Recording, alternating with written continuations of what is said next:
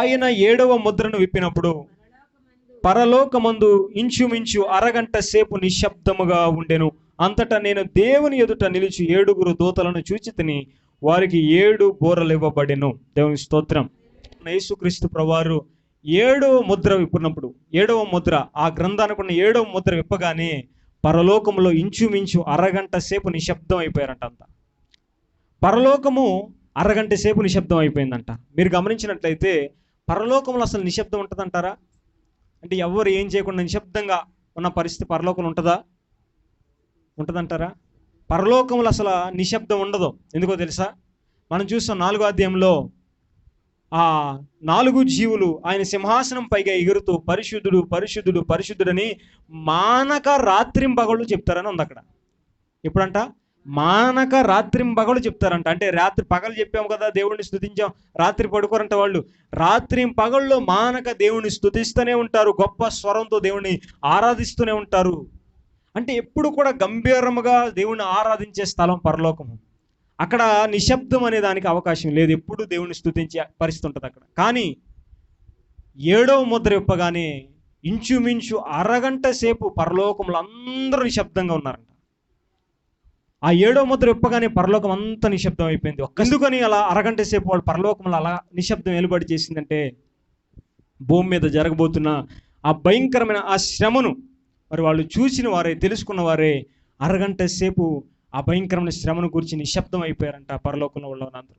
కాబట్టి 7 దూతలను చూస్తున్నాడు, వారి చేతులు 7 బూరలు చూస్తున్నాడు. అయితే 7 బూరలు పట్టుకున్న దూతలు కాకుండా వేరొక దూతను కూడా ఈ సందర్భంలో ఆయన చూస్తున్నాడు. ఆ దూత ఏం చేస్తున్నాడంటే సువర్ణ దూపార్తిని చేత పట్టుకుని సువర్ణ బలిపీఠం మీదంట, సువర్ణ బలిపీఠం మీద పరిశుద్ధుల ప్రార్థనలతో పాటు మరి ధూప ద్రవ్యాలని కలిపి ఆ బలిపీఠం మీద అర్పించగానే ఆ పొగ లేచి దేవుని సంధికి చేరటం చూస్తున్నాడు. గమనించండి, పరలోకములో నిత్యము దేవునికి ఆ ధూపము వేయడం జరుగుతూ ఉంటుంది. పాత నిబంధనలో కాలంలో మనం చూసిన ప్రత్యక్ష గుడారము పరలోకంలో ఉన్న మందిరానికి సూచనగా ఉన్నది. ఎప్పుడు కూడా పాత నిబంధన యాజకుడు ఏం చేస్తాడంటే ధూప వేదిక దగ్గర ధూప ద్రవ్యాలు దాని మీద వేసి నిత్యము దేవునికి ధూపం వేస్తూ ఉంటాడు అనమాట. అలాగే పరలోకంలో కూడా దేవునికి ధూపం వేయడం జరిగింది. ఎలాంటి ధూపం అంటే అది ధూప ద్రవ్యాలు, అదేవిధంగా పరిశుద్ధులు చేసిన ప్రార్థనలు రెండింటిని కలిపి ఆ ధూపం మీద వేయగానే అదంతా పొగ లేచి దేవుని సంధికి వెళ్తుందంట. గమనించండి, మరి అక్కడ ఆ దూత ఎవరు అంటే పరలోకంలో ఎవరైనా ఇది ఆ పని ఉండాలి. ధూపం వేయాలంటే యాజకుడు చేసే పని. పరలోకంలో ఏ దూతకైనా యాజకత్వం చేసే అవకాశం ఉందంటే ఎవరికి లేదు. అందుకనే ఆ యాజకత్వం చేస్తున్న దూతను ఎవరు అంటే యేసు ప్రభువారే. దేవునికి స్తోత్రం. అన్నీ ఆయనే. పరలోకంలో అనుకున్న ప్రధాన యాజకుడు కూడా ఆయనే. అందుకనే కొన్ని సందర్భాల్లో యేసు ప్రభువారిని దూత అని కూడా పిలవడం జరిగింది. పాత నిబంధన కాలంలో యెహోవా దూత అని పిలువబడిన పేర్లన్నీ చోట యేసు ప్రభువారే అని మనం గమనించాలి. ఎందుకంటే యేసు ప్రభువారి కన్య మరియ గర్భమున జన్మించక మునుపు ఆయన యెహోవా దూతగా తాను పాత నిబంధన కాలంలో ప్రత్యక్షపరుచుకున్నారు. ఇక్కడ ఆ ధూప ద్రవ్యాలను అర్పిస్తున్నది యేసు ప్రభువారే. అయితే ఇక్కడ ఇంకొక విషయం మనం గమనించాల్సిన ముఖ్యమైన విషయం ఏంటంటే ఆ సువర్ణ బలిపీఠం మీద పరిశుద్ధుల ప్రార్థనలతో కలుపుటకే బహు ధూప ద్రవ్యములు అతడు తీసుకుని వాటిని కలిపి అర్పించాడన్నట్టుగా మనం ఇక్కడ చూస్తున్నాం. అవి దేవుని సన్నిధికి చేరినట్టుగా చూస్తున్నాం.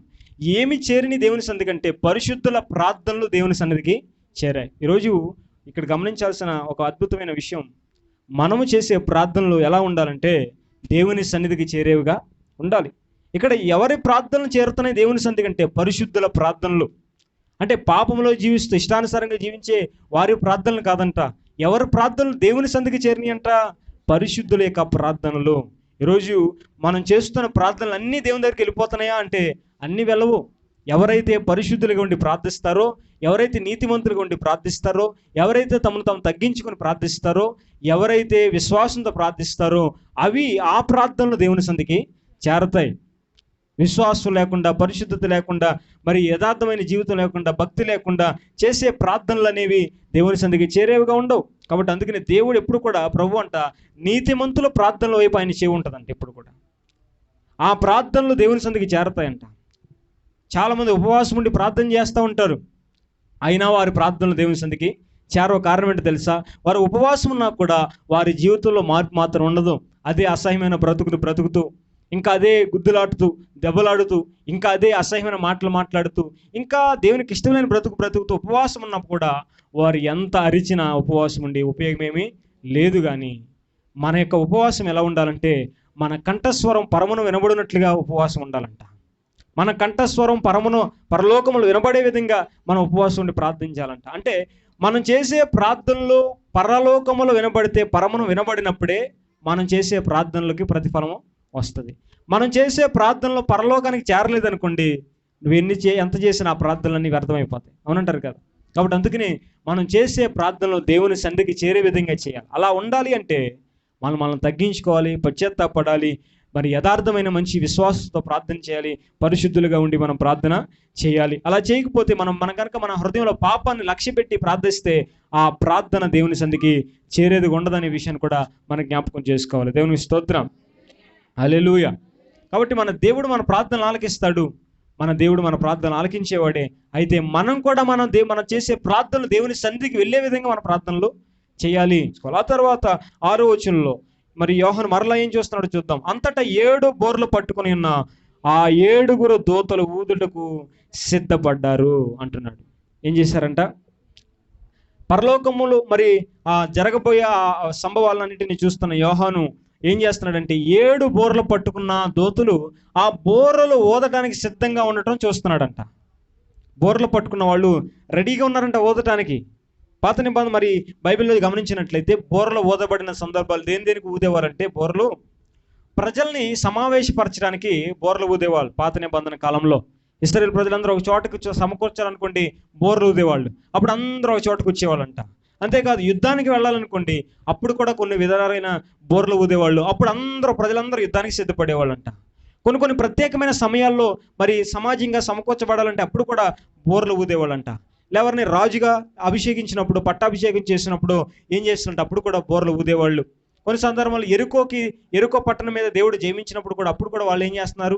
బోర్లు ఊదినట్టుగా చూస్తూ ఉన్నాం. అయితే 7 బోర్లు ఊతున్నప్పుడు ఏమేమి జరిగినాయో త్వరగా కొన్ని విషయాలు మనం చూద్దాం.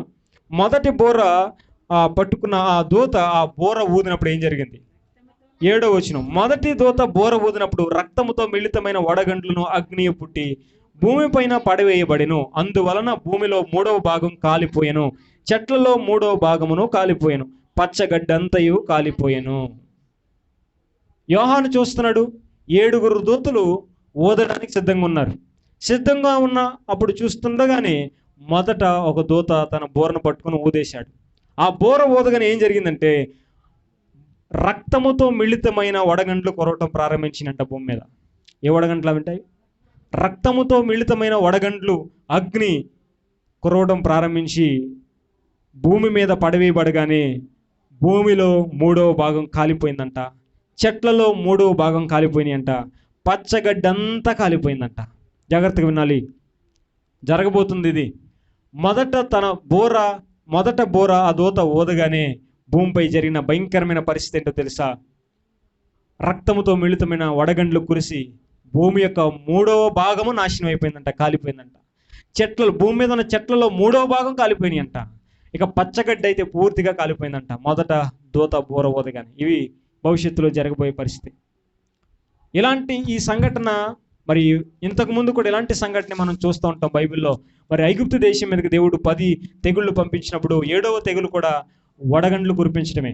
అప్పుడు ఫరో దగ్గరికి మోషే వెళ్ళి వడగండ్లు కురిపించబోతున్నాడు దేవుడని మరి హెచ్చరించిన ఆ దేశంలోని చాలా మంది ఏం చేయలేదు తెలుసా? లక్ష్య పెట్టలేదంట. వడగండ్లు కురిపిస్తారంటే వినలేదంట. కొంతమంది అయితే వడగండ్లు కురవబోతున్నాయని తెలుసుకోగాని తమ పశువులన్నీ తీసుకుని ఇంట్లోకి పట్టుకుని వెళ్ళిపోయారు. మరి తమకున్నవన్నీ తీసుకుని జాగ్రత్త పడ్డారంట. ఎప్పుడైతే దేవుడు ఆ 7వ తెగులు ఐగుప్తు దేశంలో పంపించాడో వడగండ్లు అకస్మాత్తుగా ఆకర్షించి కురవడం ప్రారంభించినాయో వారి యొక్క చెట్లన్నీ కూడా ఇరిగిపోయినాయంట. మరి దేవుని మాట వినకుండా ఆ పొలంలోనే అలాగే ఉన్న వారందరి మీద వడగండ్లు పడి చచ్చిపోయారంట వాళ్ళు. చూడండి, ఆ కాలంలో ఎలాగైతే జరిగిందో భవిష్యత్తులో అంతకంటే భయంకరమైన రక్తముతో మిళితమైన వడగండ్లు కురిచి అగ్ని కురిసి భూమిలో 3వ భాగం నాశనం అయిపోతుంది. మొదటి యొక్క ఆ దూత బోర ఊదగానే పచ్చగడ్డి ఉండదు. అంటే పచ్చగడ్డి లేకపోతే పశువులు తినడానికి ఆహారం లేదు, పశువులు చచ్చిపోతూ ఉంటాయి. అంటే ఒక పక్కన పచ్చగడ్డి అంతా పోయేసరికి గేదెలు పశువులు అన్నీ చనిపోతూ ఉంటాయి. మరి మనిషికి ఉన్న ఆదాయం తగ్గిపోతా, లేకపోతే అవసరమైనవన్నీ కూడా తరిగిపోతూ ఉంటాయి. ఒక పక్కన భూమి మీద భయంకరమైన పరిస్థితులు ఏర్పడుతూ ఉంటాయంట. ఆలోచన చేశారా? భయంకరమైన ఉగ్రత. మొదటే ఆ బోర ఊదగానే భయంకరమైన పరిస్థితులు మనం చూస్తున్నాం. రెండవ దూత బోర ఊదినప్పుడు ఏం జరిగిందో చూద్దాం. 8వ వచనం. రెండవ దూత బోర ఊదినప్పుడు అగ్ని చేత మండుచున్న పెద్ద కొండ వంటిది ఒకటి సముద్రంలో పడవేయబడెను. అందువలన సముద్రంలో 3వ భాగం రక్తం అయిపోయిందంట. సముద్రంలోని ప్రాణము గల జంతువుల్లో 3వ భాగము చచ్చెను. ఓడల్లో 3వ భాగం నాశనమయ్యింది. మొదట దూత బోర ఊదగానే భూమి మీద భయంకరమైన పరిస్థితులు జరిగినాయి కదా. అగ్ని చేత 3వ భాగం కాలిపోయి, చెట్లు పాడైపోయి, పచ్చగడ్డంతా పాడైపోవడం జరిగింది. ఇక పశువులకు ఆహారం లేక దిక్కుతోచిన స్థితిలో భూమి గడగడలాడుతుండగానే ఇంకొక దూత బోర ఊదుతున్నాడంట.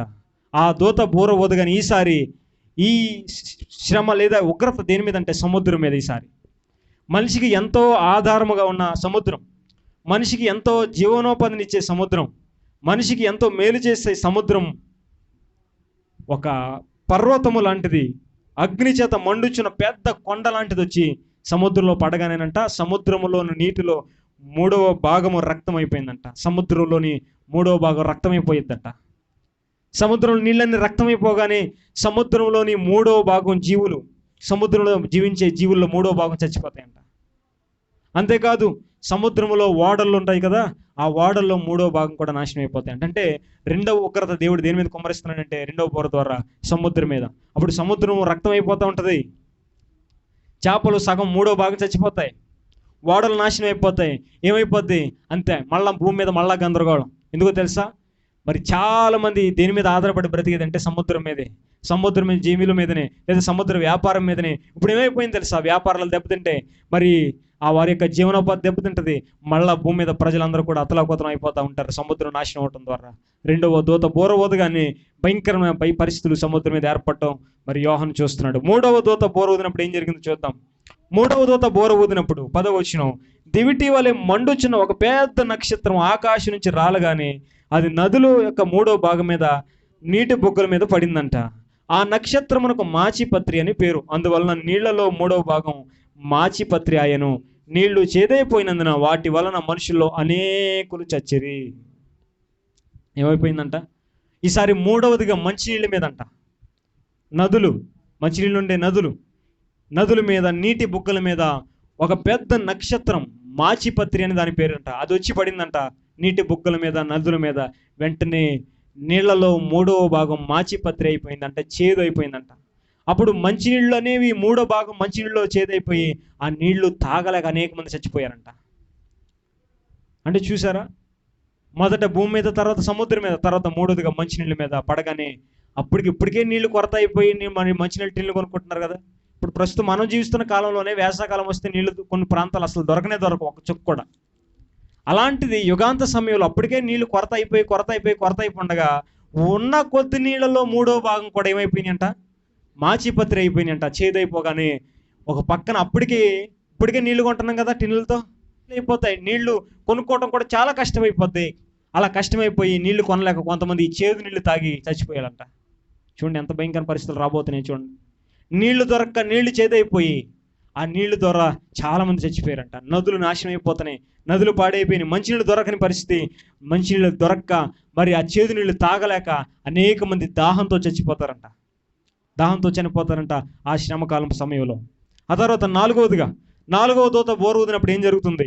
4వ దూత బోర ఊదినప్పుడు సూర్య చంద్ర నక్షత్రములలో 3వ భాగం చీకటి కమ్మునట్లును, పగటిలో 3వ భాగమును సూర్యుడు ప్రకాశింపకుండానట్లు, రాత్రిలో 3వ భాగమును చంద్ర నక్షత్రాలు ప్రకాశింపకుండానట్లు వాటిలో 3వ భాగము కొట్టబడెను. చూడండి, 4వ దూత బోర ఊదాడంట. ఊదగానే జరిగిన విషయం ఏంటో తెలుసా? సూర్య చంద్ర నక్షత్రములలో 3వ భాగానికి చీకటి కమ్మిందంట. సూర్యుడికి చీకటి కమ్మిందంట, చంద్రుడికి, అదేవిధంగా నక్షత్రాలకు ఇక్కడ 3వ భాగము చీకటి కమ్మింది. అంతేకాదు భూమి మీద పగటిలో 3వ భాగం కూడా ప్రకాశించడంట. అంటే ఇప్పుడు పగలు 12 గంటలు కదా, ఆ 4వ దూత బోర ఊదగానే పగలు ఎన్ని గంటలు అయిపోద్ది తెలుసా? 8 గంటలు అయిపోద్ది. అంటే దాదాపు మధ్యాహ్నం 2 గంటలకల్లా చీకటి పడిపోద్ది. సాయంత్రం 6 గంటలకి పడే చీకటి 2 గంటలకల్లా కటికి చీకటి అయిపోద్దంట, రాత్రి అయిపోద్ది, చీకటి పడిపోద్ది, సూర్య చంద్రుడు నలిపోయిపోతారు, నక్షత్రాలు చీకటి అయిపోతే భూమంతా అంధకారం చీకటి ఆ రాజ్యం ఏలుబడి చేస్తూ ఉంటుంది. ఐగుప్తు దేశంలో ఎలాంటి సందర్భం ఒకటి మరి జరగటం కూడా మనం బైబిల్లో చూస్తూ ఉంటాం కదా. మరి 9వ తెగుల్లో కూడా 3 రోజులు ఐగుప్తు దేశంలో భయంకరమైన చీకటి వచ్చిందంట. ఆ చీకటికి అసలు ఏం జరుగుతుందో ఎలా ఉంటుందో తెలియక అందరూ కూడా చాలా తికమక పడిపోయారంట. అంత భయంకరమైన చిక్కని చీకటి ఏర్పడిందంట ఆ కాలంలో. అలాంటిదే 7 శ్రమకాలంలో కూడా భయంకరమైన చీకటి ఏర్పడబడుతుంది. అంటే సూర్యుడు కూడా కొంత సమయాన్ని ఆగిపోతాడంట. అంటే 8 గంటల వరకే, అంటే 3వ భాగం వరకే, 3వ భాగం చీకటి కమ్మేస్తాడు, 3వ భాగం ప్రకాశించడు. కాబట్టి వెలుగు అనేది కూడా తగ్గిపోద్దంట ఆ కాలంలో. అంటే ఎంత భయంకరమైన పరిస్థితులు రాబోతున్నాయి ఆలోచించండి. ఆ తర్వాత నలుగురు దూతలు బూరలు ఊదిన తర్వాత ఇంకొక 3 బూరలు ఊదాలి కదా 7 దూతల్లో. అయితే 4 బూరలు ఊదిన తర్వాత ఇంతలో యోహాను ఇంకొక దృశ్యం చూస్తున్నాడు. ఏంటో తెలుసా? ఆకాశంలో ఒక పక్షిరాజు అనగా ఒక దూత ఎగురుతూ ఏమంటున్నాడు తెలుసా? 13వ వచనంలో, బూరలు ఊదబోచున్న 3 దూతల బూరల శబ్దమును బట్టి భూనివాసులకు అయ్యో అయ్యో అయ్యో అని గొప్ప స్వరంతో చెప్పుట వింటిని అన్నాడు. అప్పటికే 4 బూరలు ఊదేసరికి ఏమైపోయింది భూమి మీద? అప్పటికే 3వ భాగం నాశనం అయిపోయింది. భూమి, సముద్రం, మంచినీళ్ళలో కావచ్చు, అన్ని నక్షత్రాల్లో కావచ్చు, చంద్రుల్లో కావచ్చు, సూర్యుల్లో అంత నాశనం అయిపోతా వస్తుంది ఒకటి. ఇంకొక 3 బూరలు ఉన్నాయి. ఆ బూరలు ఊతకు మునిపి ఒక దూత భూనివాసులను బట్టి ఏం చేస్తున్నాడో తెలుసా? ఆ బూరలు ఊదితే ఎలాంటి భయంకరమైన పరిస్థితులు జరుగుతాయో తెలుసు కనుక అతడు అయ్యో అయ్యో అయ్యో అని కేకలు పెడుతున్నాడంట, ఆకాశంలో తిరుగుతున్నాడంట. అంటే చూడండి, దేవదూత కూడా అంత భయంకరంగా కేకలు పెట్టి తిరుగుతున్నాడంటే భూమి మీద ఎలాంటి పరిస్థితులు జరగబోతున్న పరిస్థితులను చూసి దూత కూడా అయ్యో అయ్యో అని చాలా వేదంతో అరుస్తున్నాడంట, ఎగురుతున్నాడంట ఆకాశంలో. ఇంతలోనే 5వ దూత తన బోరను ఊదటం యోహాను చూస్తున్నాడు. ఇప్పుడు ఏం జరుగుతుంది? 5వ దూత బోర ఊదినప్పుడు ఏం జరిగిందో 9వ అధ్యాయం 1వ వచనం. 5వ దూత బోర ఊదినప్పుడు ఆకాశం నుండి భూమి మీద ఏమైందంట? రాలిన ఒక నక్షత్రాన్ని చూచితని అగాధము యొక్క తాళపు చెవి అతనికి ఇయ్యబడిను. అతడు అగాధమును తెరవగా పెద్ద కొలిములో నుండి లేచు పొగ వంటి పొగ అగాధము నుండి లేచిను. ఆ అగాధములోని పొగ చేత సూర్యుని వాయుమండములను చీకటి కమ్మెను. ఆ పొగలో నుండి మిడతలు భూమి మీదకి వచ్చెను. భూమిలో ఉండు తేళ్లకు బలమున్నట్టు వాటికి బలము ఇయ్యబడిను. మరియు నొసళ్ళ యందు ముద్రలేని మనుషులకే తప్ప, దేవుని ముద్రలేని మనుషులకే తప్ప, భూమిపైనున్న గడ్డికైనను ఏ మొక్కలకైనను మరి ఏ వృక్షములకైనను హాని కలిగి చేయకూడదని వాటికి ఆజ్ఞ ఇయ్యబడిను. దేవుని స్తోత్రం. 5వ దూత తన బోర ఊదాడంట. బోర ఊదగానే ఒక దృశ్యం కనపడుతుంది. ఏంటో తెలుసా? ఆకాశం నుంచి ఒక నక్షత్రం రాలినట్టుగా కనిపించిందంట యోహానికి. ఆకాశం నుంచి ఏం రాలిందంట? నక్షత్రం. ఆ నక్షత్రం ఎవరంటే మనకు తెలుసు, యేసు ప్రభువారు సాతాను లేదా అపవాది మరి మెరుపు వలె పడటం నేను చూశానంట. అంటే పరలోకం నుంచి ఒక నక్షత్రం, అది చాలామంది భావించింది ఏంటంటే సాతానని. సాతాను పరలోకం నుంచి తోయబడ్డాడు కదా, నక్షత్రం లాంటి వాడు, తేజో నక్షత్రం లాంటి సాతాను. అతడు ఒక వెలుగులాగా ప్రకాశిస్తూ భూమి మీదకి త్రోయబడ్డాడు. మరి ఆ సాతాను కావచ్చు లేదా దేవుని చేత నియమించిన మరొక ఎవరైనా ఒక దూత కావచ్చు, మొత్తానికి వారికి దేవుడు ఏం చేస్తున్నాడంటే ఒక తాళపు చెవి ఇచ్చాడు. ఏం తాళపు చెవి అంటే అగాధం యొక్క తాళపు చెవులు అతనికి ఇచ్చాడంట దేవుడు. అగాధం అంటే ఏంటో చెప్తాను వినండి. అబీస్ అంటారు అగాధం. అదేంటో తెలుసా? దేవుని మీద తిరగబడిన దురాత్మలన్నీ బంధించబడి ఉన్న ప్రాంతం అగాధం, అబీస్. అది ఇప్పుడు కాదు, ఎప్పుడో పూర్వమే దేవుడి మీద తిరగబడినప్పుడు దేవుడు వారందరినీ పట్టుకొని అగాధములో బంధించేశాడంట దేవుడు. కొందరిని అగాధంలో బంధించేశాడు, కొంతమందినేమో భూమి మీద తిరగడానికి కొంతమందిని వదిలిపెట్టేశాడు. మరికొంతమందిని తర్వాత చూస్తాం, యూఫ్రటీస్ నది దగ్గర కూడా ఒక 4 బలమైన దేవదూతల్ని, దుష్ట దూతల్ని కూడా బంధించాడంట. అయితే అగాధం అనేది దేవుని మీద తిరగబడిన కొన్ని దురాత్మలను బంధించిన స్థలం. అల్లి ఆ అగాధం యొక్క తాళం తెరవగానే అందులో ఎవరున్నారని చెప్పుకుంటున్నాం? ఎంతో కాలంగా బంధించబడిన కొన్ని దురాత్మలు దాంట్లో ఉన్నాయి. ఆ దురాత్మలు అన్నీ కూడా ఆ తలుపు తెరగానే దాంట్లో నుంచి ఒక పొగ వెళుతుందంట. అది ఎలా వచ్చిందంటే సూర్యుని వాయుమండలాన్ని కూడా చీకటి కమ్మేంతగా ఒక పెద్ద పొగ అగాధం నుంచి లేచి వచ్చిందంట. ఆ అగాధం వైపు అతను చూస్తుండగానే అగాధంలో నుంచి కొన్ని మిడతలు బయటకు రావటం జరిగిందంట. దాంట్లో నుంచి కొన్ని మిడతలు బయటకు వస్తున్నాయంట. ఆ మిడతలు బయటకు వస్తున్నప్పుడు జరిగింది ఏంటో తెలుసా? ఆ మిడతలు ఎలాంటివంటే వాటికి తేళ్ల వంటి బలం ఉంటుందంట. ఆ మిడతలకి ఈ తేళ్ల వంటి బలము కలిగినవి. అంతేకాదు వాటి రూపం ఎలా వర్ణించబడిందో చూద్దాం. 7వ వచనం చూస్తే, ఆ మిడతల రూపము యుద్ధమునకు సిద్ధపడిన గుర్రములను పోలి ఉన్నది. బంగారం వల్లే మెరయు కిరీటం వంటి వాటి తల మీద ఉండెను. వాటి ముఖములు మనుషుల ముఖం లాంటివంట. స్త్రీల తల వెంట్రుకల వంటి వెంట్రుకలు వాటుకున్నాయంట. వాటి పండ్లు సింహపు కూరల వలె ఉన్నాయంట. ఇనుప మైమరులు వంటి మైమరు వాటుకుండెను. వాటి రెక్కల ధ్వని యుద్ధమునకు పరిగెత్తునట్టి విస్తారమైన గుర్రపు రథముల ధ్వని వలె ఉండెను. తేళ్ల తోకల వంటి తోకలను కొండ్లను వాటికి ఉండెను. 5 నెలల వరకు వాటి తోకల చేత మనుషులకు హాని చేటుకు వాటికి అధికారము ఉండెను. దేవుని స్తోత్రం. జాగ్రత్తగా వినండి. ఏం జరిగిందంటే 5 నెలల వరకు ఆ అగాధములో నుంచి మరి బయటికి వచ్చిన ఆ మిడతల వంటి ఆ దురాత్మలకు దేవుడు అవకాశం ఇచ్చాడంట భూమి మీద. అంటే దేవుని ఉగ్రతలో ఒక భాగం ఏంటో తెలుసా? భూమి మీదకి బంధించబడిన దురాత్మలను దేవుడు బయటికి వదలటం కూడా శిక్షలో ఒక భాగమే. బయటికి వస్తే దురాత్మలు బయటకు ఊరుకుని ఉంటాయంటారు? చెప్పండి, ఉంటాయా? ఎవరిని మింగుదామా, ఎవరిని నాశనం చేద్దామని కాటి పని. కాబట్టి అగాధం నుంచి దేవుడు వాటిని బయటికి తీసుకొచ్చి వాడితో ఒక మాట చెప్పాడు దేవుడు. 5 నెలలు టైం ఇస్తున్నా మీకు. ఎన్ని నెలలంట? 5 నెలలు టైం ఇస్తున్నా.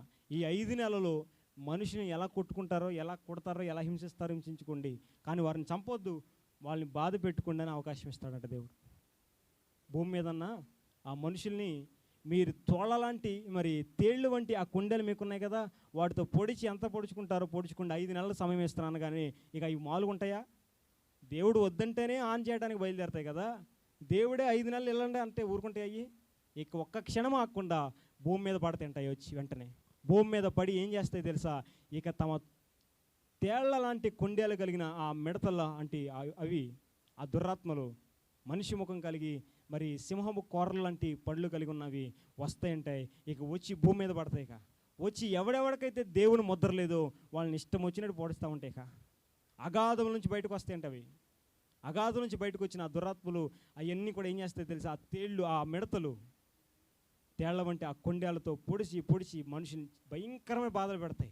ఇక ఆ బాధలు తట్టుకోలేక మనుషులు ఏం చేస్తారు తెలుసా? ఆ కాలంలో చచ్చిపోదాం అనుకుంటారంట. కానీ 5 నెలల్లో కూడా ఇంక జరిగే విషయం ఏంటో తెలుసా? విచిత్రం ఏంటంటే 5 నెలల్లో కూడా ఎవడో కూడా చావడంట. అంటే దేవుడు వారిని మనుషుల్ని దేవుని ముద్రని మనుషులు హింసించడానికి వాళ్ళని వదిలిపెట్టేశాడు. ఇక మీరు వాళ్ళు చావరు, కానీ ఇక వాళ్ళని పొడిచి పొడిచి పొడిచి ఏం చేస్తాయి తెలుసా? 5 నెలలు హింసిస్తాయి. అవి కూడా ఎవరిని హింసిస్తాయంటే ఎవరైతే దేవుని ముద్ర లేని వారు ఉన్నారో వారినే హింసిస్తాయి. కానీ ఎవడైనా దేవుని ముద్ర కలిగిన వాడు ఉంటే వాడు జోలికి పోవంట. మొక్కలు జోలికి పోవంట, చెట్ల జోలికి పోవంట, గడ్డి జోలికి పోవంట, ఇంకేటి జోలికి పోవంట. అవి రావటం ఎవరి జోలికి పోతాయంటే ఎవరి మీద పడతాయంటే వచ్చి దేవుని ముద్ర ఎవరికి లేదో వారి మీద పడతాయంటే. ఒక్కసారి ఆలోచించండి, అవి ఎన్ని కోట్లు ఉంటాయో అలాంటివి. అంటే ఇప్పుడు అవి మనిషిని ఒక్కసారి కుట్టిని అంటే అది ఎంతో భయంకరమైన బాధ. అలాంటివి వందలు వందలు వందలు ఒకసారి మనిషిని కుట్టేస్తూ ఉంటే ఎలా ఉంటుంది చెప్పండి? ఒక తేలు కొడితే ఎంత బాధ. అలాంటివి వందల కొలితే అవి కొడతా ఉన్నాయి అనుకోండి, ఆ రోజుల్లో భూమి మీదనే నరకం కనపడుద్ది మనుషులకి. 5 నెలలు కూడా భూమి మీదనే మనుషులకి ఆనాడు నరకం కనపడే పరిస్థితి, అభయంకరమైన పరిస్థితి. అయితే అద్భుతమైన విషయం ఏంటో తెలుసా? ఆ రోజు ఎవరైతే దేవుని ముద్ర కలిగిన వారు ఉంటారో అవి వాళ్ళని చూసుకుని వెళ్ళిపోతాయి తప్ప వాళ్ళ జోలికి మాత్రం వారి దగ్గరికి కూడా రావంట. దేవునికి స్తోత్రం, హల్లెలూయా. నిజంగా ఎంత ఆశీర్వాదం చూడండి. దేవుని ప్రజలకి ఎంత గొప్ప భద్రత ఉందో చూడండి. అలాంటి హింసలో కూడా, అలాంటి భయంకరమైన బాధలో కూడా ఒక పక్కన అవి కుట్టేసి మరి చాలామంది బాధపడుతూ చాలా వేదన పడుతుంటే దేవుని పిల్లలు అయితే ఆ మధ్యలో చాలా ప్రశాంతంగా ఉంటారంట. ఎందుకు తెలుసా? దేవుని ముద్ర వాళ్ళకు ఉంది కనుక. మీకు ఇలా ఒక సందర్భాన్ని జ్ఞాపకం చేస్తా. ఎలాగంటే ఎలా తప్పించుకుంటారంటే వాళ్ళు ఇశ్రాయేలు ప్రజలను కూడా దేవుడు ఐగుప్తు దేశం నుంచి బయటికి తీసుకొచ్చినప్పుడు జరిగిన అద్భుతం మనందరూ తెలుసు కదా. పస్కా పశువును వధించమంటారు ప్రభు. మిమ్మల్ని నేను బయటికి తీసుకొస్తాను, అయితే ఈ రాత్రి నేను ఐగుప్తు దేశంలోనికి మరణ దూతను పంపిస్తున్నాను కనుక మీరందరూ కూడా ఒక గొర్రెను కానీ మేకను కానీ వధించి ఆ రక్తాన్ని మీ గుమ్మాలకి రాసుకోండి. ఈ రాత్రి మరణదూత వస్తాడు. అతడు వచ్చినప్పుడు ఎవరు గుమ్మాలకైతే ఈ రక్తం లేదో వారింట్లోకి వెళ్ళి వారింట్లో ఉన్న ఆ జ్యేష్ఠ కుమారుని నాశనం చేస్తాడు, చంపేస్తాడు అన్నప్పుడు ఇశ్రాయేలు ప్రజలందరూ కూడా గొర్రెను మేకలను వధించి మరి రక్తాన్ని పూసేశారు గుమ్మాలకి. అప్పుడు ఆ రాత్రి మరణదూత వస్తాడు ఐగుప్తులోకి. వచ్చి ఆ దేశమంతా తిరుగుతున్నప్పుడు ఎవరెవరైతే గుమ్మాలకైతే రక్తం ఉన్నదో, గొర్రె పిల్ల రక్తము, ఆ ఇంట్లోకి వెళ్లకుండా దాటి వెళ్ళిపోతున్నాడు. ఎవరి ఇంటి గుమ్మాల మీద అయితే ఈ రక్తం లేదో ఆ ఇంట్లోకి వెళ్తున్నాడు, ఆ జ్యేష్ఠ కుమారుని చంపేసి బయటకు వస్తున్నాడంట దూత. చూసారా? అంటే ఒకేసారి అక్కడ జరుగుతుంది ఏంటో తెలుసా? రక్తము, దేవుని యొక్క ఆ గొర్రెపిల్ల యొక్క రక్తం ఎవరికైతే ఉందో వారు బ్రతుకుతున్నారు, ఆ రక్తం ఎవరి గుమ్మాలకైతే లేదో వారు చంపబడుతున్నారు. ఇలాంటి సందర్భమే ఇప్పుడు కూడా జరుగుతుంది అనమాట. 5 నెలలు కూడా ఎవరైతే దేవుని ముద్ర గలవారైతే ఉంటారో వారిని అవేమీ చేయవు. ఎవరైతే దేవుని ముద్ర లేని వాడు కనపడతాడో వాడిని ఇష్టం వచ్చినట్టు కుట్టేస్తాయి, ఇష్టం వచ్చినట్టు బాధ పెడతాయంట. భయంకరమైన బాధలు పెడతా ఉంటాయి, భయంకరమైన హింసలు పెడతా ఉంటాయి. 5 నెలలు చావలేక బ్రతకలేక మనుషులు అల్లాడిపోతూ పరుగులు పెడుతూ అసలు ఏం చేయాలో తోచక దిక్కుతోచని స్థితిలోకి వెళ్ళిపోతారంట ఆ కాలం. కానీ దేవుని ముద్ర గలవారు 5 నెలలు కూడా సురక్షితంగా ఉంటారంట. దేవునికి స్తోత్రం. అయితే మరి దేవుని ముద్ర గలవారు ఎలా ఉంటారు, ఎలా ముద్రించబడతారు? దేవుని ముద్ర అనేది ఎలా తెలుస్తుంది వాటికి? ఒకసారి చూద్దామా? ఎఫెసీ పత్రికలో ఒకసారి చూద్దాం వాక్యాన్ని. ఎఫెసీలకు రాసిన పత్రిక 1వ అధ్యాయం.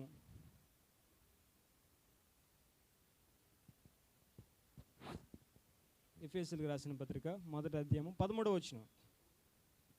మీరును సత్యవాక్యమును అనగా మీ రక్షణ సువార్తను విని క్రీస్తునందు విశ్వాసముంచి వాగ్దానము చేయబడిన ఆత్మచేత ముద్రించబడితిరి. దేవునికి స్తోత్రం. ఏం జరుగుతుందంటే ఇక్కడ మీరు సత్యవాక్యమును అనగా రక్షణ సువార్త విని క్రీస్తునందు విశ్వాసముంచి వాగ్దానము చేయబడిన ఆత్మచేత మీరు ముద్రించబడ్డారు.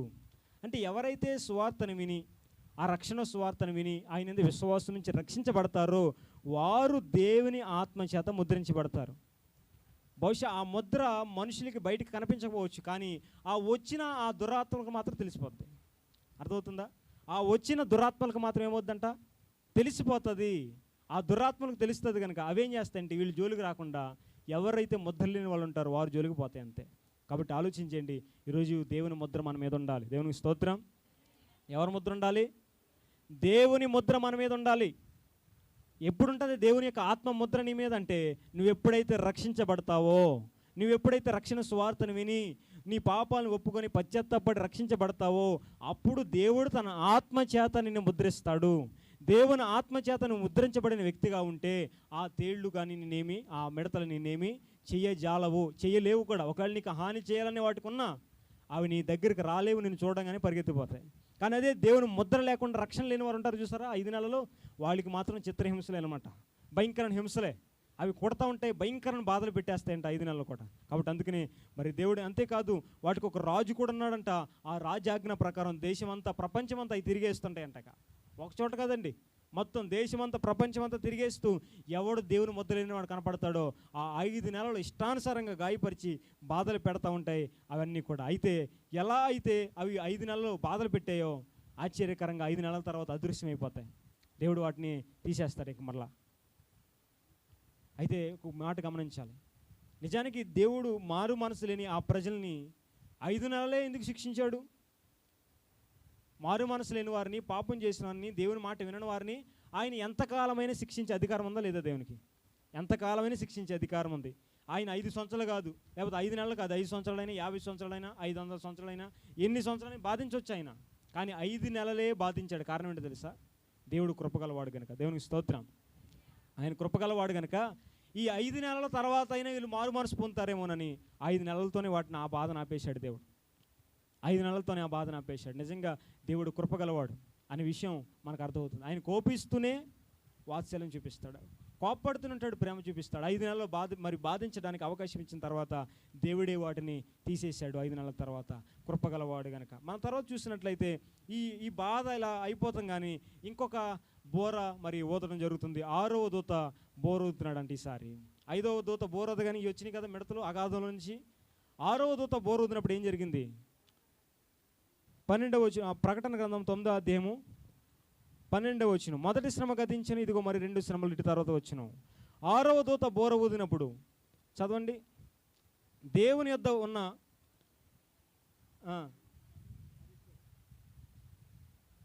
చదవండి చదవండి.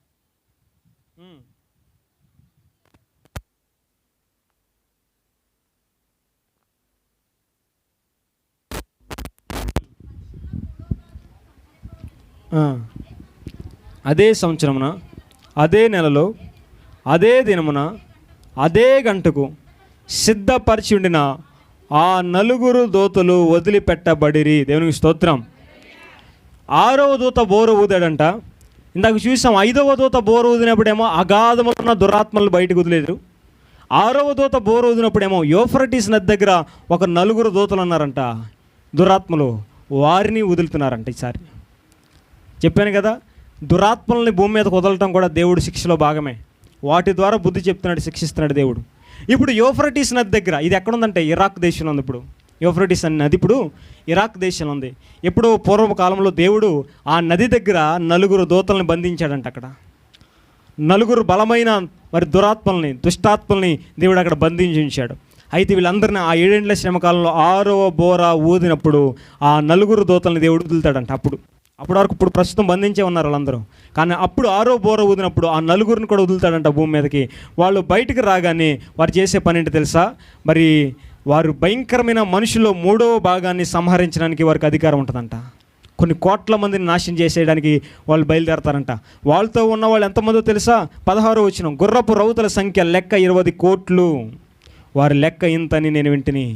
అంటే 4 దూతలు ఉన్నారు కదా, వీళ్ళు మామూలు సామాన్యులు కాదు. వీళ్ళతో పాటు ఇంకొక 20 కోట్ల దురాత్మలు ఉన్నాయంట. ఎన్ని అంటే చూడండి, ఎన్ని వదులుతున్నాడు దేవుడు బయటికి భూమి మీదకి. ఆ 4 ఆ 4తో పాటు 20 కోట్లు. వీళ్ళందరూ బయటకు వస్తారు. వీళ్ళందరూ బయటకు వదలబడగానే ఇక భయంకరమైన హింస భూమి మీద. 3వ భాగం మనుషుల్ని ఇక నాశనమే. మనుషుల్లో 3వ భాగం మనుషులు అందరూ కూడా నాశనం అయిపోతారు, ఇక చనిపోయే పరిస్థితి. కారణం ఏంటో తెలుసా? వీళ్ళు బయలుదేరి ఊరుకుని ఉంటారా? దురాత్మలు బయటకు వస్తే ఏం చేస్తారు? నాశనమే కదా.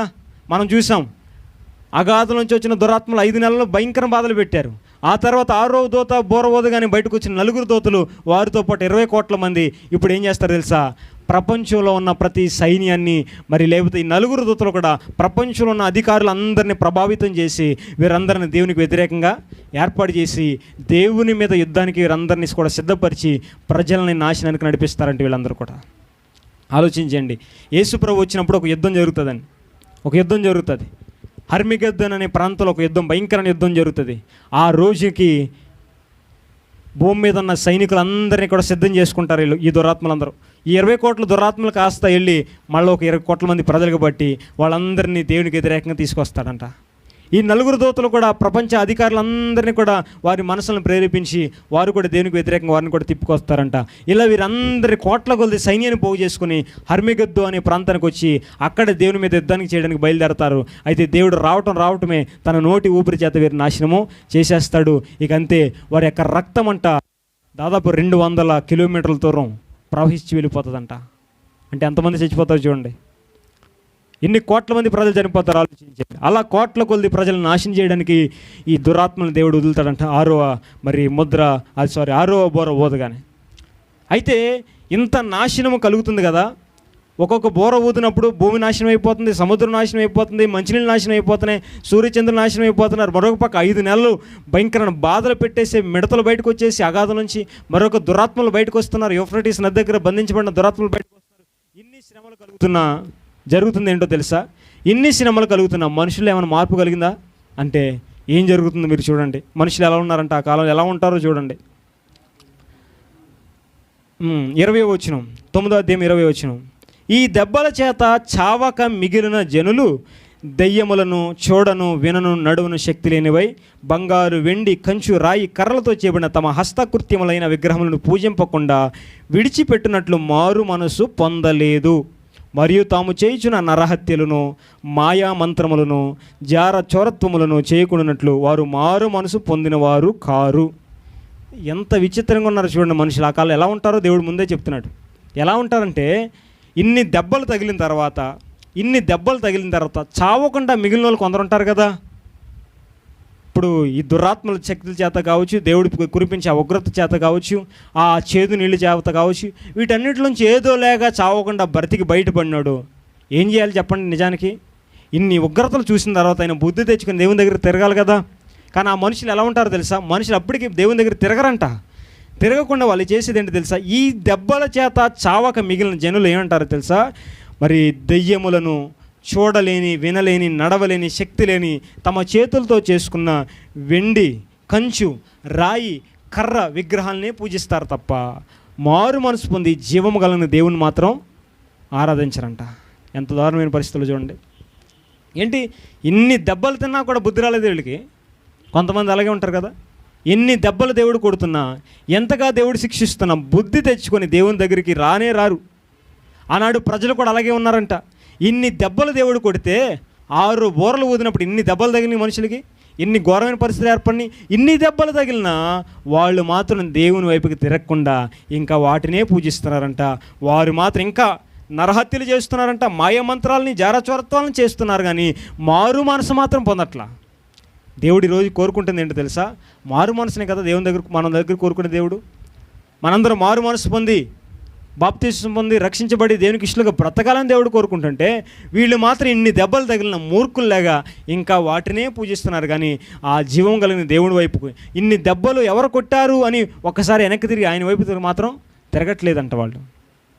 చాలామంది ఇలాగే ఉంటారు. ఎన్ని దెబ్బలు తిన్నా, ఎన్ని దెబ్బలు కొట్టి దేవుడు మారు మనసులోనికి నడిపించాలని దేవుడు చూస్తున్నా కొంతమంది కఠిన హృదయంతో జీవిస్తూ ఉంటారు. ఆనాడు ఐగుప్తు దేశంలో కూడా దేవుడు 10 తెగుళ్ళు పంపించినా కూడా ఫరోకు మాత్రం బుద్ధి వచ్చిందంటారా? ఫరోకు బుద్ధి వచ్చిందా? చూడాలి మీరు. 10 తెగుళ్ళు దేవుడు ఐగుప్తు దేశం మీద పంపించాడు కదా. అప్పుడైనా బుద్ధి తెచ్చుకొని అప్పటికే వడగండ్ల చేత కావచ్చు, మిడతల చేత కావచ్చు, ఏగలో, కప్పలో అన్నిటి చేత దేశమంతా పాడైపోతే ఆఖరికి 10వ తెగులు చేత ఫరో ఇంట్లో మొదలుకొని దేశంలోని అందరి ఇంట్లో ప్రథమ కుమారుడు చనిపోతే ఇన్ని దెబ్బలు తగిలిన తర్వాత ఎవడైనా బుద్ధిగా ఇంట్లో కూర్చోవాలా లేదా? ఇన్ని దెబ్బలు తగిలిన తర్వాత కూడా ఫరో ఊరుకున్నాడా? మళ్ళా ఇశ్రాయేలు ప్రజలు వెనకాల పడి వాళ్ళని చంపడానికి బయలుదేరి ఏమైపడి చివరికి ఎర్ర సముద్రంలో పడి చనిపోయాడు. అవునా కదా? దీనంతటి కారణం నిర్గమాకాండంలో ఒక ప్రాముఖ్యమైన ఒక మాట రాయబడుద్ది ఫరో గురించి. ఏంటో తెలుసా? ఫరో తన హృదయమును కఠినపరుచుకున్నాడు అని. ఏం చేశాడంట? కఠినపరుచుకున్నాడు. ఇన్ని దెబ్బలు దేవుడు కొడితే ఇప్పుడైనా బుద్ధి తెచ్చుకోకుండా కఠినపరుచుకొని మళ్ళా ఎన్ని దెబ్బలు కొట్టిన మూర్ఖుల్లాగా మళ్ళీ ముందుకు వెళ్ళటమే, తన ఇష్టం వచ్చినట్టు చేయటమే. ఆఖరికి అతను నష్టమయ్యాడు. అలాగే ఇక్కడ అంత్య దినాల్లో కూడా 7 ఏళ్ల శ్రమకాలంలో కూడా ఇన్ని దెబ్బలు తగిలినా కూడా చావకుండా మిగిలిన వాళ్ళు ఏం చేస్తారు తెలుసా? ఇన్ని దెబ్బలు కొట్టిన బుద్ధి తెచ్చుకోకుండా మారు మనసు పొందకుండా బ్రతుకుతారంట. ఈరోజు ఆలోచించాల్సింది ఏంటంటే, అన్ని దెబ్బలు కొట్టి దేవుడు అంతగా మారు మనసు పొందాలని ప్రయత్నింపజేస్తుంటే చాలామంది ఆయన యొక్క అనుగ్రహాన్ని నిర్లక్ష్యం చేస్తున్నారు, తృణీకరిస్తున్నారు. అందుకనే రోమిలికి రాసిన పత్రిక ఒకసారి వాక్యం చూద్దామా? రోమిలికి రాసిన పత్రిక 2వ అధ్యాయము 4వ వచనం. దేవుని అనుగ్రహము మారు మనసు పొందుటకు నిన్ను ప్రేరేపించుచున్నదని ఎరుగక ఆయన అనుగ్రహైశ్వర్యమును, సహనమును, దీర్ఘశాంతమును తృణీకరించుదువా? నీ కాఠిన్యమును, మార్పు పొందని నీ హృదయమును అనుసరించి ఉగ్రత దినమందు, అనగా దేవుని న్యాయమైన తీర్పు బయలుపరచు దినమందు నీకు నీవే ఉగ్రతను సమకూర్చుకునిచున్నావు. చూసారా? కొంతమంది ఏం చేస్తున్నారు తెలుసా? దేవుడు అనుగ్రహం చూపిస్తున్నాడంట మారు మనసు పొందాలని, రక్షించబడాలని. కానీ వారు ఏం చేస్తున్నారు తెలుసా? దేవుని అనుగ్రహము మారు మనసు పొందడానికి నిన్ను ప్రేరేపిస్తున్నాడు లేదా అవకాశం ఇస్తున్నాడని గ్రహించకుండా ఆయన అనుగ్రహైశ్వర్యాన్ని, సహనాన్ని, దీర్ఘశాంతాన్ని తృణీకరిస్తూ తమకు తామే ఉగ్రత దినానికి ఏం చేస్తున్నారు తెలుసా? మరి తమను తామే ఉగ్రతకు అప్పగించేసుకుంటున్నారంట. తమను తామే భయంకరమైన శిక్షకు తమను తామే అమ్మేసుకుంటున్నా లేదా అప్పగించేసుకుంటున్న పరిస్థితి అంట. కాబట్టి ఆలోచించండి, దేవుడు అవకాశం ఇస్తున్నాడు ఇప్పుడే మారు మనసు పొందని. ఎందుకని? ఆయన రాకడ సమీపంగా ఉంది. ఆయన పిలుస్తున్నాడు.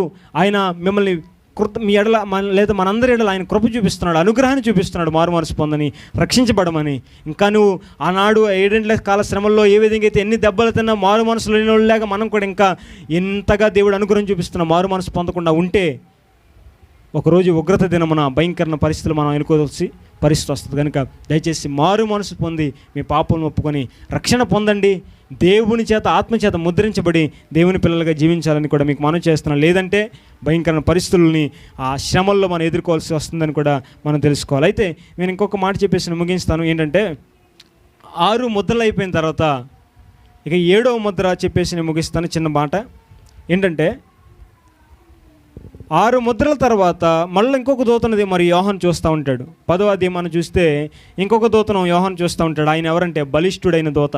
ఈయన కూడా మనం యేసయ్య అని చెప్పుకోవాలి. ఎందుకంటే ఈ బలిష్ఠుడైన దూత ఎలాగా ఉన్నాడంటే 10వ అధ్యాయము, బలిష్ఠుడైన వేరొక దూత పరలోకం నుండి దిగివచ్చుట చూచితిని. ఆయన మేఘము ధరించుకున్నాడంట, శిరస్సు మీద ఇంద్రధనుస్సు ఉందంట, ఆయన ముఖం సూర్యబింబములాగా ఉందంట, ఆయన పాదాలేమో అగ్ని స్తంభములాగా ఉన్నాయంట. ఈ వర్ణనంతా మనం చూసినప్పుడు మనకి ఎవరు గుర్తొస్తున్నారంటే యేసు ప్రభువే. అందుకే నేను మొదట మీకు చెప్పా, కొన్ని సందర్భాల్లో యేసు ప్రభు వారిని దూత అని కూడా వర్ణించడం జరిగింది. ఇక్కడ కూడా బలిష్ఠుడైన దూత అంటున్నారు. ఎవరంటే యేసు ప్రభు వారిని. కాబట్టి యేసు ప్రభు వారిని బలిష్ఠుడైన దూతగా అంటున్నారు. ఆయన ఎక్కడున్నాడంట, ఒక కాలేమో కుడి పాదమేమో సముద్రం మీద, ఎడం పాదమేమో భూమి మీద నిలబడ్డాడంట. ఆయన ఎక్కడంట, కుడి పాదమేమో సముద్రం మీద వేసాడంట, ఎడం పాదం భూమి మీద వేసి సింహము గర్జించినట్లుగా గొప్ప శబ్దంతో గర్జించాడంట. దేవునికి స్తోత్రం. యోహాను చూస్తున్నాడు, ఆయన సముద్రం మీద కుడికాలు, ఎడంకాలం భూమి మీద వేసి సింహములాగా గర్జించినప్పుడు 7 ఉరుములు వచ్చినాయంట. 7 ఉరుములు వచ్చి ఆ 7 ఉరుములు వాటి శబ్దంలో పలికినప్పుడు యోహాను వెంటనే వాటిని కూడా రాద్దామనేసరికి ఆ బలిష్ఠుడైన దూత అంటాడు, ఒక స్వరం వినపడుతుంటుంది పరలోకం నుంచి, ఆ 7 ఉరుముల్లో నుంచి నీకు వినపడిన ఆ శబ్దాలు మాత్రం రాయొద్దు అన్నాడు. ఒకవేళ ఆ రోజు కనుక ఆ 7 ఉరుముల్లో వినపడిన శబ్దాలు రాయమంటే ఇప్పుడు మనం కూడా చదువుకునేవాళ్ళం. కానీ దేవుడు ఎందుకో కానీ అవి రాయొద్దు అన్నాడు దేవుడు యోహాన్ని. మరి దాంట్లో ఏముందో మనకైతే మనం ఊహించలేం. కానీ దేవుడు మాత్రం ఆ 7 ఉరుములు ఏం పలికయ్యో రాయొద్దన్నా కానీ ఆ రాయటం మానేశాడు. ఆ తర్వాత ఆ బలిష్ఠుడైన దూత చెప్తున్న మాట ఏంటి తెలుసా, అతను చెప్తున్న మాట ఏంటి తెలుసా, 6వ వచనం మనం చదువుదాం. పరలోకమును అందులో ఉన్న వాటిని, భూమిని అందులో ఉన్న వాటిని, సముద్రమును అందులో ఉన్న వాటిని సృష్టించి యుగయుగములు జీవించుచున్న వాని తోడు అని ఒట్టి పెట్టుకొని అంటున్నాడంట, ఇక ఆలస్యము ఉండదు. 7వ దూత పలుకు దినములలో అతడు బోర ఓదబోచుండగా దేవుడు తన దాసులకు ప్రవక్తలకు తెలిపిన స్వార్థ ప్రకారము దేవుని మర్మము సమాప్తమగునని చెప్పాను. దేవుని స్తోత్రం, హల్లెలూయా. ఈ బలిష్ఠుడైన దూత సముద్రం మీద కాలు, భూమి మీద కాలు వేసి నిలబడి సింహము గర్జించినట్లుగా గర్జించి ఆ తర్వాత ఆయన అంటున్నాడు కదా, ఇక ఆలస్యము ఉండదు అంటున్నాడు. ఏముండదంటే ఇక దేనికి ఆలస్యము, దేవుడు ఏమైతే ఉగ్రత కురిపించాలనుకుంటున్నాడో ఇక దాన్ని కురిపించేస్తాడు, కానీ ఇక ఆలస్యం ఉండదు ఇక నుంచి అంటున్నాడు. ఇంతవరకు మనం 7 ముద్రలు ఇప్పినప్పుడు, 7 బోర్లు ఊదినప్పుడు మధ్యలో కొంచెం గ్యాపులు రావడం జరుగుతుంది. కానీ ఇక జరగబోయే ఉగ్రతకు మాత్రం ఇక ఆలస్యం ఉండదు అంటున్నాడు. ఇక ఆలస్యం ఉండదు, ఇక భయంకరమైన దేవుడు తాను చేయాలనుకుంటున్న కార్యాలన్నింటినీ భూమి మీద చేస్తాడు, ఇక ఆలస్యం చేయకుండా చేస్తాడు. కాబట్టి ఈరోజు మనం కూడా తెలుసుకోవాల్సింది ఏంటంటే దేవుడు ఆలస్యం చేయకుండా తన కార్యాలన్నీ భూమి మీద నెరవేరుస్తాడు. కనుక మనం కూడా ఏం చేయాలి, ఆలస్యం చేయకుండా మనం కూడా మారు మనసు పొంది రక్షణ పొందితే మనం కూడా ఉగ్రత నుంచి తప్పించబడతాము. ఆ 7 ఏండ్ల శ్రమకాలంలో మనం కూడా సురక్షితంగా ఉండగలుగుతామని కూడా మనం జ్ఞాపకం చేసుకోవాలి. 7వ దూత పలుకు మరి దినముల్లోనే మరి సువార్త ప్రకారమైన మర్మము సమాప్తమవుతుంది. ఆ మర్మం ఏంటంటే యూదులు అన్యులు అనే భేదం లేకుండా అందరూ కూడా ఎవరో తెలుసా, అందరూ కూడా అన్యజనులు మరి సువార్త వలన క్రీస్తు యేసునందు యూదులతో పాటు సమాన వారసులు, మరి ఒక శరీరం మంది సాటి అవయవములను వాగ్దానంలో పాలువారినై ఉన్నారు అని ఎఫెసీ 3:6లో చెప్పబడిన మర్మం సమాప్తమవుతుందంట. అంటే అప్పటి వరకు సంఘ నిర్మాణం ఇంకా జరుగుతూ ఉంటుంది అనమాట. సంఘంలో కొంతమంది హింసల్లో కూడా చేర్చబడుతూ ఉంటారు. కానీ 7వ దూత బోరకు అప్పటికి ఇక బోర ఊదబోయే సమయానికి ఇక సంఘ నిర్మాణం పూర్తయిపోతుంది, సంఘము అక్కడి నుంచి ఎత్తబడుతుంది. సంఘంలో చేర్చబడే వాళ్ళ యొక్క లెక్క అప్పటికి పూర్తయిపోతుందంట. ఇక అప్పటి నుంచి ఇక సంఘం అనేది కనబడదు ఇక భూమి మీద. అప్పుడు ఇవన్నీ కూడా 3.5 సంవత్సరాల కాలంలోనే జరిగిపోతాయి. మొదట 3.5 సంవత్సరాల కాలంలోనే ఆ మధ్య సమయానికి సంఘం ఎత్తబడుతుంది. కనుక అప్పటికే 7 ముద్రలను 7 బోర్లని ఈ ఉగ్రత 3.5 సంవత్సరాల్లోనే జరుగుతుంది. ఇక ఆఖరి 3.5 సంవత్సరాల్లో జరగబోయే మహా ఉగ్రత 7 పాత్రలు, దాని గురించి తర్వాత మనం విందాం. అయితే 7వ బోర ఊదే సమయానికి ఆ మర్మం సమాప్తం అవుతుంది. సంఘం అనేది ఎత్తబడి దేవుని దగ్గరికి వెళ్ళిపోతుంది. ఇంకా రాబోతున్న మహా ఉగ్రతల నుంచి తప్పించుకుంటుంది సంఘం ఆ కాలానికి 3.5 సంవత్సరాల తర్వాత. అప్పటి వరకు శ్రమల్లో ఉంటాం, కానీ అక్కడ కూడా దేవుడు మళ్ళీ కూడా అప్పుడు కూడా కాపాడుతూనే ఉంటాడు. మనం ఇందాక విన్నాం కదా, 5 నెలలు వచ్చి మిడతలు కొడతా ఉంటాయి కదా తెలియలేగా, కానీ దేవుని ముద్ర గలవారు మాత్రం జాగ్రత్తగా ఉంటారు, లేదా భద్రపరచబడి ఉంటారు కదా. అలాగే శ్రమలో ఉన్న భద్రపరచబడతాం, కానీ 3.5 సంవత్సరాల తర్వాత పూర్తిగా ఈ భూమి మీద ఇక లేకుండానే పరలోకానికి వెళ్ళి, లేకపోతే మధ్యాకాశానికి వెళ్ళి అక్కడ ప్రభువుతో పాటు ఉంటామని కూడా మనం జ్ఞాపకం చేసుకోవాలి. 7వ దూత గురించి చెప్పేసి నేను ముగిస్తాను, ఈ మాట చెప్పుకొని ముగించుకుందాం. 11వ అధ్యాయము 15వ వచనం. 7వ దూత బోర ఊదినప్పుడు పరలోకంలో గొప్ప శబ్దములు పుట్టెను. ఆ శబ్దములు, ఈ లోక రాజ్యము మన ప్రభు రాజ్యమును, ఆయన క్రీస్తు రాజ్యమును ఆయను, ఆయన యుగ యుగముల వరకు ఏలును అనేను. దేవునికి స్తోత్రం. హల్లెలూయా. ఏం జరుగుతుంది అంటే 7వ బోర ఊదబడగానే ఒక శబ్దం, పరలోకంలో గొప్ప శబ్దములు పుట్టాయంట. ఆ శబ్దములు ఏమంటున్నాయంటే, ఈ లోక రాజ్యము మన ప్రభు రాజ్యమును, ఆయన క్రీస్తు రాజ్యమును ఆయను, ఆయన యుగ యుగముల వరకు ఏలును. ఇక అన్ని రాజ్యములన్నీ కూడా ప్రభు అయిపోయినాయి, ఇక ఆయన యుగ యుగాల వరకు ఏలుతాడని 7వ బోర ఊదగానే ఒక శబ్దం, ఒక స్వరం, ఒక శబ్దం పరలోకంలో వినబడుతుందంట. ఇది దేన్ని సూచిస్తుందంటే, మరి యేసు ప్రభువారు తన రాజ్యాన్ని ఈ భూమి మీద స్థాపిస్తాడు, సమస్తాన్ని తన వశం చేసుకుంటాడని మాత్రం మనం జ్ఞాపకం చేసుకోవాలి. ఒక మాట చెప్తున్నా, రాబోతున్న క్రీస్తు విరోధి అనేవాడు భూమి మీద పరిపాలన చేస్తాడని విన్నాం కదా. ప్రపంచమంతటిని తన పరిపాలనకు తీసుకుంటాడు, లేదా తన గుప్పిట్లోకి తీసుకుని తానే అధికారం చేస్తాడు, చాలామందిని హింసిస్తాడని. వాడి అధికారం ఎంతో కాలం ఉండదు, మహా అయితే ఒక 7 సంవత్సరాలు అంతే. కానీ మన ప్రభు యొక్క అధికారము, ఆయన యొక్క రాజ్యము, లేకపోతే ఆయన అధికారం ఎంతో కాదో తెలుసా? యుగ యుగాలంట. దేవునికి స్తోత్రం. అని చూడండి, అంటే 7 సంవత్సరాలు మాత్రమే వాడి అధికారం, కొంతకాలమే వాడి అధికారం. కానీ మన ప్రభు యొక్క రాజ్యం, ఆయన యొక్క అధికారం అయితే యుగ యుగాలు. కనుక మనం ఎవరికి లోబడాలి? యుగ యుగాలు ఏలే ప్రభువుకే మనం లోబడి ఆయనకి ఇష్టలుగానే మేము బ్రతకాలి. కానీ కొద్ది కాలం ఉండే ఆ క్రీస్తు విరోధకు, ఆ సాతానికి మాత్రం ఏమాత్రం కూడా మనము లోబడడానికి వీల్లేదు, ఆడే ముద్ర వేయించుకోవడానికి వీల్లేదు. కానీ దేవుని ముద్ర కలిగి మనం బ్రతకాలని కూడా మనం జ్ఞాపకం చేసుకోవాలి. కాబట్టి యేసయ్య తన రాజ్యాన్ని స్థాపిస్తాడని 7వ ముద్ర మనకు జ్ఞాపకం స్పష్టంగా తెలియజేస్తుంది. యేసయ్య ఈ భూమి మీద తన రాజ్యం స్థాపిస్తాడు, సమస్త రాజ్యాలని కూడా యుగయాలు పరిపాలిస్తాడని 7వ బోర ఊదబడడం ద్వారా మనందరికీ కూడా దేవుని యొక్క వాక్యం స్పష్టము చేస్తుంది. కనుక ఈరోజు ఈ మాటలు వింటున్న మనము యుగయుగాలు ఏలే యేసయ్య రాజ్యంలో మనం కూడా ఉండాలి అంటే, మనం ముందే ఈ భూమి మీద ఉండగానే రక్షణ పొంది ఆయన ఆత్మచేత ముద్రించబడగలిగితే అటు దేవుని రాజ్యంలో యుగయుగాలు ఉంటాము. అదేవిధంగా భూమి మీద ఉన్న ఆ శ్రమల్లో కూడా దేవుడు ఆశ్చర్యకరంగా మనల్ని ఏం చేస్తాడు? కాపాడుతూ ఉంటాడు. 5 నెలలు వచ్చే ఆ భయంకరమైన అగాధం నుంచి వచ్చే ఆ దురాత్మల యొక్క ఆ వశంలో మనం పడిపోకుండా, ఆ 5 నెలలు ఆ తేళ్ల లాంటి భయంకరమైన బాధలు అనిపించకుండా కూడా దేవుడు ఏం చేస్తాడు? మనల్ని తప్పిస్తాడు. ఈ విధంగా శ్రమలో పక్కన జరుగుతూ ఉంటాయి, దేవుడు తన ప్రజలను కాపాడుతూ ఉంటాడు. కానీ మారు మనసు లేని వారు నశించిపోతూనే ఉంటారు. కనుక ఈరోజు దేవుడు మనకు తెలియజేస్తున్న మాట ఏంటంటే, శ్రమలు అయితే ఉన్నాయి, మనం చేయాల్సింది ఏంటి తెలుసా? దాంట్లో తప్పించుకోవాలంటే మనం దేవుని చేత, ఆత్మ చేత ముద్రించబడాలి. అలా ముద్రించబడాలంటే నువ్వు మారు మనసు పొంది రక్షించబడితే దేవుని ఆత్మ చేత దేవుడు మనల్ని తప్పకుండా ముద్రిస్తాడు, నేను రక్షిస్తాడు, నేను సంరక్షించి తన కృపలో నేను బలపరుస్తాడు. కనుక మరి ఈ లోక సంబంధమైన పరిస్థితుల మీద నువ్వు ఇంకా ఆశించబడకుండా ఇప్పుడే మంచి తీర్మానం చేసుకో.